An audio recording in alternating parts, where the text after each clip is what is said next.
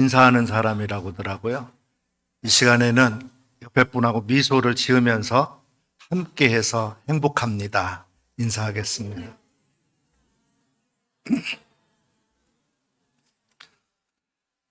이 로마서는 하나님과 바른 관계를 1장에서부터 11장까지 소개하고 12장 이후부터는 믿음의 사람들이 이웃들과 어떻게 관계를 맺으면서 살아야 할지에 대해서 소개하고 있어요. 오늘 말씀을 보게 되면 그러므로라는 말로 시작하는데 이 말은 지금까지 했던 11장 말씀에 대한 결론이기도 해요.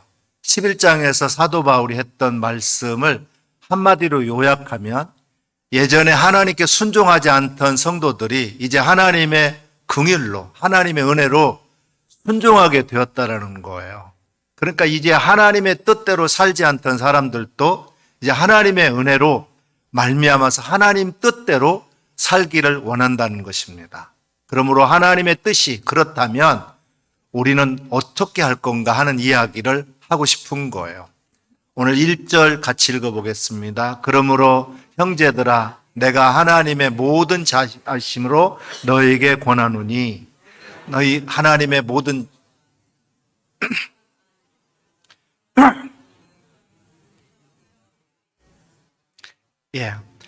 우리 하나님의 모든 자비하심 그것이 우리를 구원하시는 능력으로 나타나고 있는 걸 볼 수 있습니다. 하나님의 자비하심은 물론 하나님의 은혜고 선물이에요. 그렇지만 하나님이 받은 사람은 하나님의 은혜를 받은 사람은 하나님의 은혜에 합당한 삶도 살아야 돼요. 하나님이 요구하는 것은 1절에 너희 몸을 하나님이 기뻐하시는 거룩한 산 제물로 드리라 그랬어요. 이는 너희가 드릴 영적 예배다 그랬어요. 우리 하나님의 자비하심에 대한 응답으로 우리 몸을 하나님께 제물로 드리라는 거예요. 여기서 몸이라고 하는 것은 단순히 우리 육체만을 말하는 게 아니에요. 여기서 몸이라고 하는 말은 헬라어로 소마라고 하는데 우리 인간 전체를 나타내는 그런 말이에요. 우리 몸은 결코 어떤 지체도 하찮게 여길 수가 없어요. 손끝에 가시만 찔려도 다른 생각할 수가 없어요. 온통 정신이 손끝에 쏠리게 돼 있어요. 우리 육신을 절대로 초월해서 존재할 수가 없습니다. 구약 성경에서는 우리 몸이 하나님의 형상으로 지음받은 존재라 그랬어요. 흙으로 정성스럽게 빚은 하나님의 걸작품이라는 거예요. 또 신약 성경에도 보게 되면 육체 자체를 죄악시지 않았습니다. 몸은 거룩하고 또 하나님의 전이 될 수 있다는 거예요. 고린도전서 6장 15절 말씀에 보게 되면 몸을 그리스도의 지체라 그랬어요. 그러니까 오늘 1절에 우리의 몸을 하나님께 산 제물로 드리라는 말은 우리의 마음과 생각, 우리의 모든 존재를 우리 하나님께 드리라 그런 말이에요. 그것이 하나님이 기뻐하실 만한 제사라는 거죠. 하나님께 우리의 모든 존재를 통째로 제물로 바치라는 말이에요. 그것이 우리가 드릴 영적 예배라는 것입니다.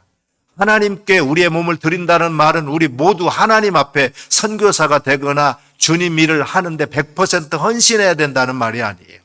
몸을 산 제물로 하나님께 바친다고 하는 말은 하나님이 우리의 주인이다라는 것을 확인하는 거예요. 하나님은 우리를 지으셨어요. 하나님은 우리를 만드셨어요. 하나님이 오늘 우리의 인생의 주인입니다. 우리가 하나님의 곁을 떠났을 때 하나님은 우리를 다시 그리스도의 피값으로 사셨어요. 그래서 하나님은 다시 우리의 주인이 되신 거예요. 우리를 산 제물로 드리라는 것은 오늘의 이 경건이 우리의 삶에서 계속 지속돼야 된다 이 말이에요. 오늘 이 예배와 매일의 삶이 단절되면 안 됩니다. 주일 이 예배의 경건과 사랑과 섬김 그 모든 아름다운 가치들이 일주일 내내 우리의 모든 삶 속에서 계속돼야 된다 이 말이에요. 날마다 주님 앞에서 일상이 거룩해져야 됩니다. 일주일 내내 우리는 성도여야 됩니다. 예수님 언제 오실지 몰라요. 하나님 언제나 계시고 어디에나 계시지만 우리의 모든 시간 속에 계시는 하나님 앞에 항상 우리는 긴장해야 됩니다. 늘 준비해야 돼요. 주님이 언제 오실지 모르기 때문입니다. 예수님은 주일에만 오시는 예수님이 아니라 언제 어디서 오는 어디든지 오시는 예수님이에요. 하루하루 최선을 다해서 일상을 거룩하게 사는 영적 예배자들이 되시기를 주님의 이름으로 축원합니다. 오늘 2절에 보면 너희는 이 세대를 본받지 말고 오직 마음을 새롭게 함으로 변화를 받아 하나님의 선하시고 기뻐하시고 온전한 뜻이 무엇인지 분별하도록 하라 그랬어요. 이 세대를 본받지 말고, 이 말은 한국 교회는 세상과 너무 동떨어져서 문제가 아니라 세상과 구별 없이 되었다라는 게 문제라는 거예요. 세상의 가치가 교회로 들어와 버렸어요. 이 세상을 그대로 본받는 교회입니다. 세상의 문화와 세상의 가치가 교회 안으로 여과 없이 들어왔어요. 사람들의 입맛에 맞는 교회를 만들기 위해서 안간힘을 씁니다. 더 좋은 시스템과 좀 더 세련된 프로그램으로 사람들을 사로잡으려고 해요. 그러나 교회는 고객의 필요를 만족시켜주는 다양한 상품을 제공하면서 서로 경쟁하는 기업처럼 돼버리고 말았어요. 자본과 시장의 논리대로 거대한 교회로 수평 이동을 해가고 있습니다. 하지만 지금은 이 수평 이동에도 한계가 왔어요. 더 이상 교회에 옮기기를 포기하고 가나안 교인이 생기게 되었습니다. 가나안을 거꾸로 말하면 안 나가. 신앙을 포기하는 사람들이 늘어났다는 거예요. 한국 교회가 병들어가고 있다는 겁니다. 이제 마음을 우리가 새롭게 해야 됩니다. 우리가 마음을 새롭게 한다는 것은 자신의 뒤를 돌아보는 거예요. 더 이상은 과거로 돌아가지 않는 걸 말합니다. 그것이 성찰이 필요하고 회개해야 된다는 거예요. 살던 대로 사는 게 아니라 믿음대로 우리는 변화돼야 됩니다. 이제는 과감하게 세상의 지배 논리를 거부하고 세상을 본받는 교회가 아니라 세상을 변화시키는 그런 교회가 되어야 될 줄로 믿습니다. 세상을 변화시키기 위해서 우리 지혜가 필요한 게 아니에요. 무엇이 하나님의 뜻인지 우리가 분별해야 됩니다. 하나님의 선하시고 기뻐하시고 온전한 뜻이 무엇인지를 우리가 분별해야 된다 이 말이에요. 3절에 보면 내게 주신 은혜로 말미암아 너희 각 사람에게 말하노니 마땅히 생각할 그 이상의 생각을 품지 말고 오직 하나님께서 각 사람에게 나누어 주신 믿음의 분량대로 지혜롭게 생각하라 그랬어요.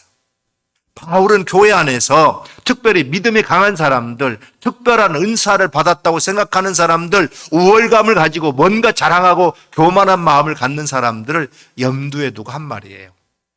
마땅히 생각할 그 이상의 생각을 품지 말라는 말은 그런 사람들에게 하신 말씀이에요. 우리가 얼마나 무지하고 부족한 한계를 가진 사람인지 알라는 거예요. 하나님 앞에서 한계를 안다라는 것은 하나님의 은혜가 아니었다면 사실 우리는 자랑할 것도 없고 내세울 것도 없는 보잘것없는 존재임을 인정하는 겁니다. 그러니 우리가 누구보다도 더 은사가 많고 누구보다도 더 믿음이 좋고 누구보다도 더 도덕적이고 더 우월한 존재라는 생각을 하지 말라는 거예요. 교회 안에서는 여러 종류의 사람들이 있어요.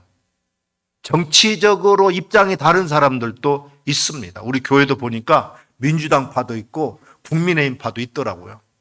신앙적 배경이 다른 사람들도 있습니다. 교회 안에서 모두 한 자리에 함께 예배를 드리지만 또 다른 상황에서 갈등을 일으킬 만큼 아주 확연하게 다른 사람들이 모여 있는 곳이 교회예요. 교회에서 많은 사람들을 만나면서 느꼈던 것은 믿음이 없는 사람들이 문제가 아니라 믿음이 좋다고 생각하는 사람들이 우리 한국 교회를 힘들게 하고 있어요. 스스로 자신이 믿음이 부족하다고 생각하는 사람들은 절대 교회를 위기로 빠뜨리지 않습니다. 그들은 진심으로 겸손하기 때문에 그래요. 오히려 그들은 더욱더 성실하게 더욱 열심히 신앙생활을 합니다. 나의 은사와 능력과 열정을 다른 사람들과 비교하기 시작하면 그 교회 공동체는 어려움을 겪게 될 수밖에 없어요. 다양한 사람들이 하나의 교회를 섬기기 위한 조건이 바로 믿음의 분량대로입니다. 믿음의 분량대로라는 말은 하나님이 주신 은혜가 각각 다르다라는 거예요. 믿음도 다 분량이 있어요. 은사도 각각 차이가 있습니다. 그러나 중요한 것은 이 모든 것이 다 중요하고 다 필요하다라는 거예요. 교회의 모든 직분은 오직 하나님께서 각 사람에게 나눠주신 거예요. 모든 성도가 평등하나 직분의 권위와 권한에 차등 있게 하신 분이 우리 하나님이세요. 교회는 그 권위와 권한을 무시하지 않고 또한 인정해야 됩니다. 그러나 중요한 사실은 이 모든 다양한 지체들이 합해가지고 아름다운 주님의 몸을 온전하게 만들어 나간다는 거예요. 집에서 사용하는 그릇이 용도에 따라서 다르듯이 하나님은 자신이 주는 능력대로 달란트를 다르게 주었어요. 믿음도 다르고 능력도 다르고 달란트도 달라요. 이것이 은혜예요. 받은 은사가 각각 다르니라고 6절에 말씀하고 있어요. 다 같을 수가 없어요. 얼굴이 다르듯이 하나님이 주신 분량이 각자 다릅니다. 여러 가지 색깔이 다르고 배경이 다르고 체질이 다르고 은사가 다르기 때문에 서로가 똑같을 수가 없어요. 하는 일도 다르고 생각이 다를 수밖에 없습니다. 그렇지만 이러한 다양성을 인정해주고 상대방이 나와 다르다는 사실을 인정해주고 서로 보완해주고 협력해줄 때 교회는 아름다운 그리스도의 몸을 이루어가게 되는 줄 믿습니다. 그러므로 하나님의 교회는 다양한 지체들이 하나가 되게 하는 공통 분모인 예수 그리스도 안에서 서로를 인정하면서 조화를 이루어 나갈 때 무지개 같은 아름다운 색깔을 낼 수가 있는 거예요. 5절 말씀 우리 같이 한번 보면 서로 지체가 되었느니라 그랬어요. 이 말은 뭐예요? 달라야 하고 다를 수밖에 없다라는 거예요. 하지만 다르다라는 것은 틀리다라는 것이 아니라 아름답다라는 것을 의미합니다. 다르다라는 것은 조화를 이루는 거예요. 여러분 하모니라고 하는 말을 들었을 거예요. 오케스트라에서 연주되는 악기는 각각 다르지만 그 지휘자의 지휘에 따라서 아름다운 하모니, 즉 조화를 이루어서 아름다운 음악을 만듭니다. 이 하모니라고 하는 말 속에는 이미 다른 다양성을 인정하는 그런 말이에요. 은사라는 단어는 카리스마라는 말인데요. 이 카리스마는 하나님이 주신 선물이라는 의미예요. 예언하고 병을 고치고 방언하는 것만 카리스마가 아닙니다. 가르치고 위로하고 구제하고 긍휼을 베푸는 봉사도 모두 카리스마예요. 카리스마엔 높고 낮음, 크고 작음이 없습니다. 하나님이 주셨기에 모두 다 소중하다 이 말이에요. 그렇지만 믿음의 분수대로 좀 더 쉬운 말로 말하면 각자 주어진 믿음대로 100% 발휘하면 돼요.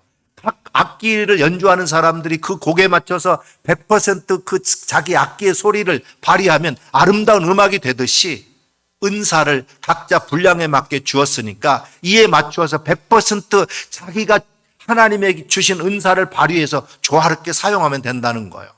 4절 5절 같이 우리 읽어보겠습니다. 우리가 한 몸에 많은 지체를 가졌으나 모든 지체가 같은 기능을 가진 것이 아니니 이와 같이 우리 많은 사람이 그리스도 안에서 한 몸이 되어 서로 지체가 되었느니라.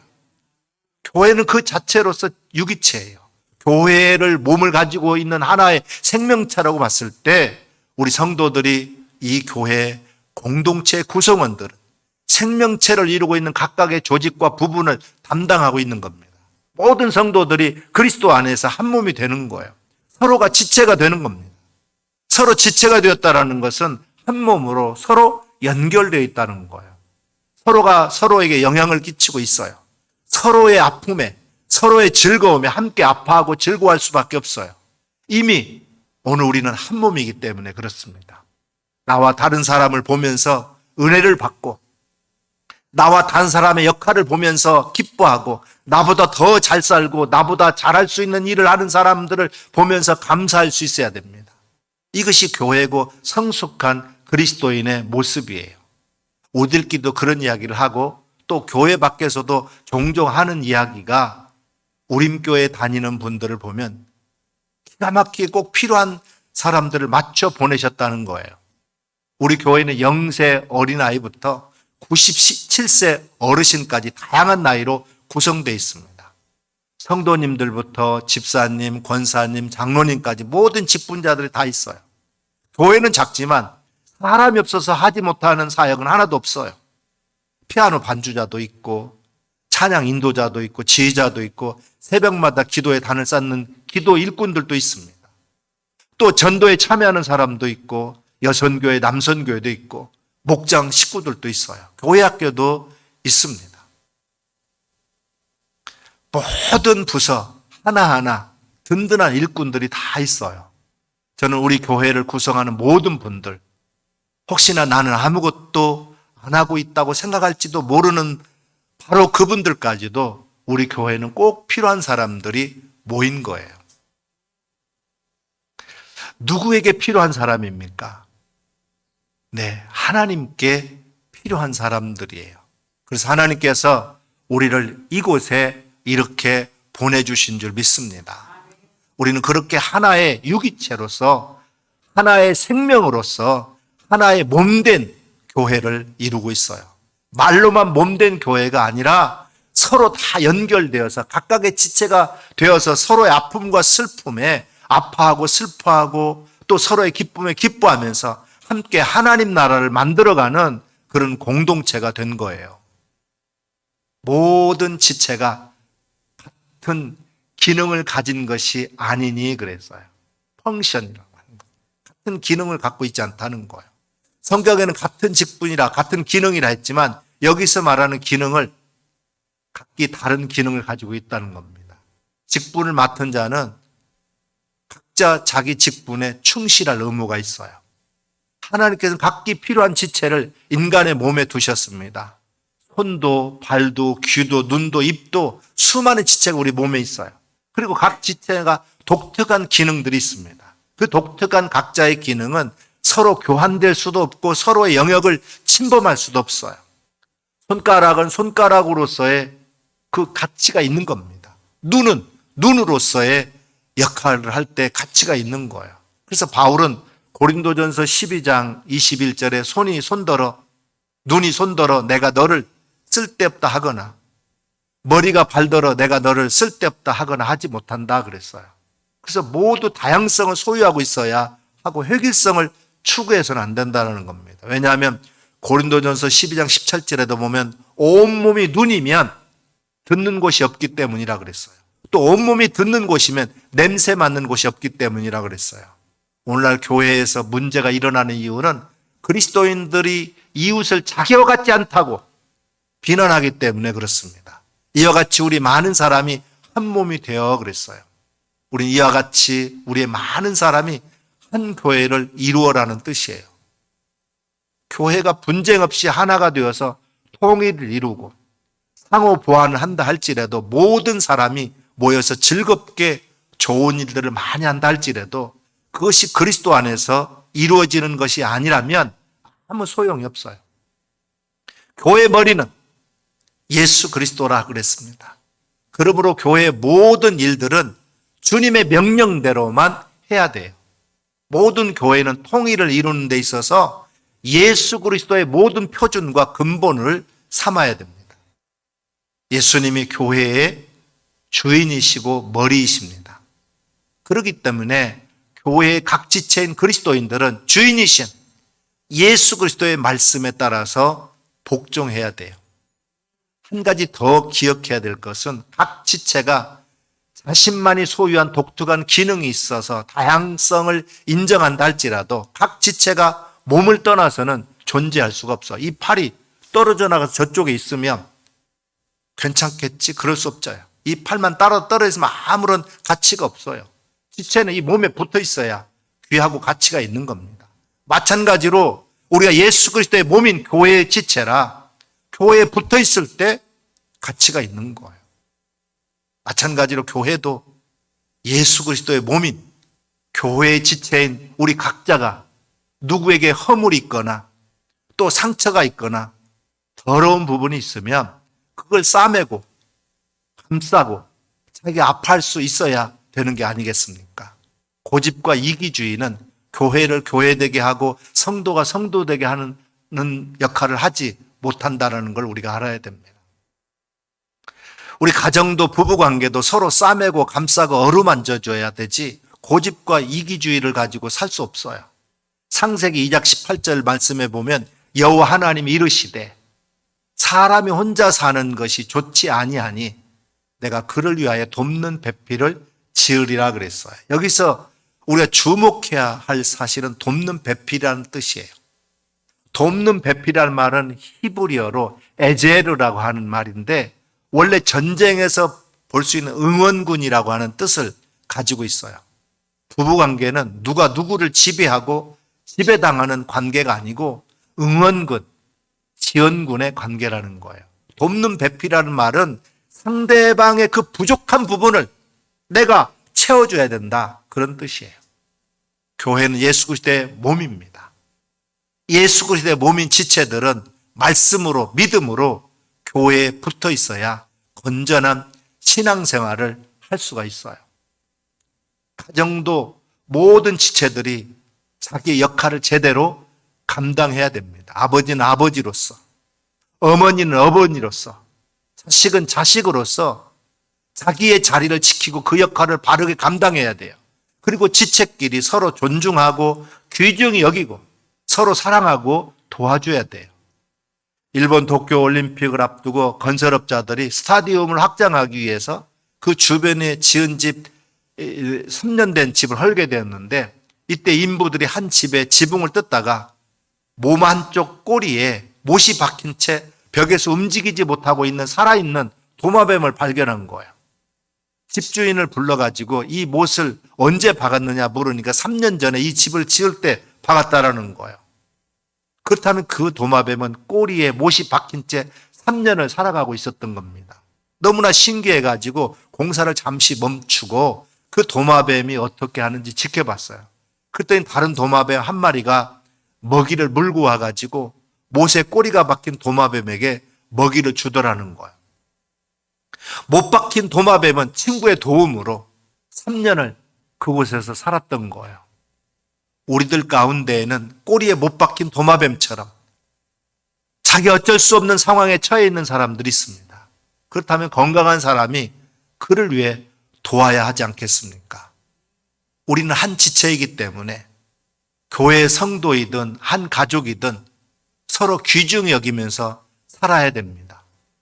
이런 도마뱀 같은 짐승도 하는데 왜 사람이 못합니까? 오늘 보면 6절, 8절을 같이 한번 읽어보겠습니다. 우리에게 주신 은혜대로 받은 은사가 각각 다르니 혹 예언이면 믿음의 분수대로, 혹 섬기는 일이면 섬기는 일로, 혹 가르치는 자면 가르치는 일로, 혹 위로하는 자면 위로하는 일로, 구제하는 자는 성실함으로, 다스리는 자는 부지런함으로, 긍휼을 베푸는 자는 긍휼 즐거움으로 할 것이니라. 분명 우리가 받은 은사가 달라요. 무슨 은사를 받았는지는 중요하지 않습니다. 모든 사람이 하는 일은 그 자체로서 거룩하고 소중해요. 모든 생명이 다 소중하기 때문에 그렇습니다. 아무리 어떤 이가 하는 일이 보잘것없이 보이더라도 그 사람이 없으면 그 자리는 공백이 생기는 거예요. 몸의 지체 중에 어디가 되었든 필요 없는 부분은 하나도 없어요. 발가락 하나만 없어도요, 제대로 걷지 못하고 띠뚱거리고 걷습니다. 손톱을 깎다가 손톱만 조금만 다쳐도 때로 온몸이 놀랄 정도로 아픈 것이 우리 지체예요. 무슨 일이 되었든 내가 할 수 있는 일, 우리가 받은 은사대로, 은혜대로 그 일을 감당하면 되는 줄 믿습니다. 모든 지체가 은혜로 세워졌어요. 모든 성도들이 은혜로 성도가 되었습니다. 모든 성도들이 은혜로 각각 받은 은사가 주어졌어요. 모든 은사는 성도 개인의 명예를 위한 게 아니고 그리스도의 몸된 교회를 세우려고 하는 목적으로 주신 선물인 줄 믿습니다. 그래서 모든 은사는 교회의 머리신 그리스도의 목적에 따라서 다른 지체와 조화롭게 발휘되어야 돼요. 억지로 힘들게 울면서 감당하는 것이 아니라 각자 주어진 은사대로 믿음으로 분수대로 성실함으로 부지런함으로 즐거움으로 하는 거예요. 오늘 우리는 그 지체로서 이 자리에 나와 있는 줄 믿습니다. 우리 교회가 건강한 교회가 되기 위해서는 모든 지체가 건강해야 돼요. 내게 주신 은사대로 믿음의 분수대로 서로 배려하고 서로 공감하고 서로 감사하는 아름답고 건강한 교회, 내게 주신 은사를 100% 활용해서 몸된 교회를 세워나가고 우림교회에 꼭 필요한 그런 일꾼들이 되어서 서로의 필요한 지체로서 소중하게 여기는 성도님들이 다 되시기를 주님의 이름으로 축원합니다. 기도하겠습니다.